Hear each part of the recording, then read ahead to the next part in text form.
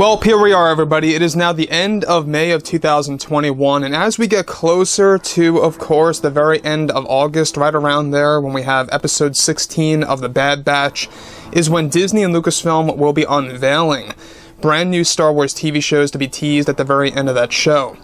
This is Mike Zero. Make sure to subscribe if you're new to the channel for future Star Wars content. Also, make sure to check me out on Twitter at Mike01.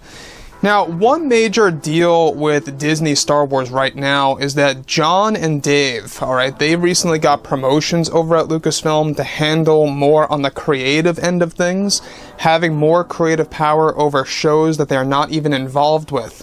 We're talking about shows that they are not currently writing or directing or anything of that like.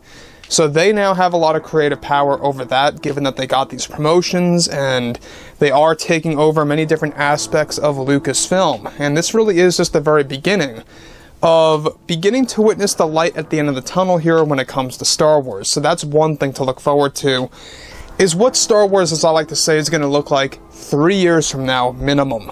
I believe that in 3 years, you're going to see this massive shift where you're going to be able to look back at 2021 and say, Star Wars was so different back then when it came to not just on a creative scale, but also on a fandom level. The amount of fans united. Right now, there's still a divide, yes, but we got to get them reunited. That's what John and Dave are trying to do. So, what's really interesting is that there is one show in particular that a lot of fans are up in arms over, and that is, of course, the Leslye Headland Star Wars TV series. This particular show is going to be considered a High Republic TV series that takes place at the very end of that particular era. So that actual era is going to be based within just decades before the events of Episode 1, The Phantom Menace. So it takes place at the very end of the High Republic. However, with actress Brie Larson currently working along with Kathleen Kennedy and Leslye Headland, it's best described that the Acolyte series is still heading into some issues when it comes to heading into principal photography that they are actually trying to do throughout the entire summer. Now, it's described that Brie Larson's character Mave recently was reduced with the amount of episodes that she would be involved in for the series, given that she was being overly demanding with her screen time. However, it's described that as of right now, Brie Larson is said to be furious and angry with the Star Wars fandom for already not accepting her to become a part of the new series for Disney+. Brie Larson is described to view the fans as expecting way too much when it comes to the franchise like this. However, in a recent interview when Larson was actually being questioned about her Nissan commercials and her role in the MCU, she was eventually questioned on how she views the Star Wars fandom. Larson went on to explain that she views the fandom as very toxic and asking for way too many things from the writers and the creators. Brie Larson goes on to state that if it were up to me as a writer in this, that the fandom, I would never listen to the fans because it is usually a case where it only warps your storytelling process when writing a script. For whether it be Star Wars or Marvel, it does not matter. Creators should never listen to the fans directly, because they are only setting themselves up for failure. Additionally, aside from this behind the scenes, it's best described that Larson even gave Lucasfilm an ultimatum, to that she would quit from the franchise if her screen time was not to be increased within the Acolyte TV series for their streaming platform, and that Larson continuously wants to quit from the show because of the amount of screen time getting reduced, and she blames the fans also for a lot of that. Let me just stop right here for 1 second. Is that we have seen Brie Larson blaming the fans from the very beginning when it comes to not just Star Wars, but also when it comes to Marvel. Now, even the cast and the crew, a part of the Avengers films, never really got along with Larson. That really does tell us a lot of who she really is and who she thinks she is. Now, I'm not here to say that Larson is disliked by everybody. There are fans that actually do respect her and like her, and that's fine. You guys can actually voice your opinion below in the comments if you're even a fan of her. That's fine. That's all welcome here.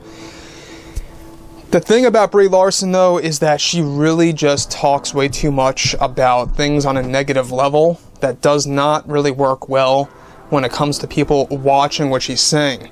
It comes off as very confrontational, it comes off as very overly dramatic or overconfident and nonsense. When we look at what she has said about the Nissan commercials before in the past. That was by far the worst thing that I think a lot of people actually saw and invested into watching. I suggest that you guys maybe go ahead and check out what she had to say about her involvement in the Nissan commercials, but I digress. The thing about Brie Larson's Mave, we've talked about her character and the role of her character in the Acolyte series. Kathleen Kennedy and Leslye Headland are aiming to make her the most powerful Jedi in existence. Just let that sink in for a moment. Basically, they want to give her the Captain Marvel treatment in Star Wars. That's kind of like what they're gearing towards in the MCU. Making Captain Marvel the strongest superhero in the MCU. That's what they want to do. That's their overall plan. So, when we look at what Star Wars is trying to set up with this Jedi God nonsense, I mean, I understand if they want to make a Jedi that was created by the Whills, but couldn't they at the very minimum do it with great storytelling and/or writing instead of just doing it for the sake of doing it just because it's Brie Larson? I mean, this just goes to show us that Kathleen Kennedy and Leslye Headland, they don't care about the fandom. They really don't, and I've been saying this for the longest time. The biggest proof available through Kathleen Kennedy's words is when she said, there is no source material to work from. That there's no Star Wars legends in existence that they could have pulled from to use in the movies and or the TV shows. Just think about that for a minute. Kathleen Kennedy tried to convince the fans, and new fans more so, that Star Wars legends does not exist and never existed, and that it does not matter. I think it just goes to show us that Kathleen Kennedy is trying to convince people that the only way moving forward is through spewing out this High Republic-oriented content that a lot of people just dislike, sadly. It's not a minority. A lot of people that I personally know that are both casual and hardcore fans don't even like the way that the books are being illustrated. I'm talking about the comics, of course, and the way that the overall structure of the new canon is being handled. So, given that Brie Larson has given Lucasfilm an ultimatum that she wants to quit unless her screen time is now going to be increased again, it's going to be interesting to see if Brie Larson's going to eventually drop out of this project or not, or what's going to happen with this entire situation. We don't know. So, like I've said before in the past, guys, I would love to hear you voice your opinion below in the comments, and if you guys did enjoy the content for today, do make sure to drop a thumbs up on this video to support the channel. I thank you all so very much for the kind support, and I'll catch you guys next time.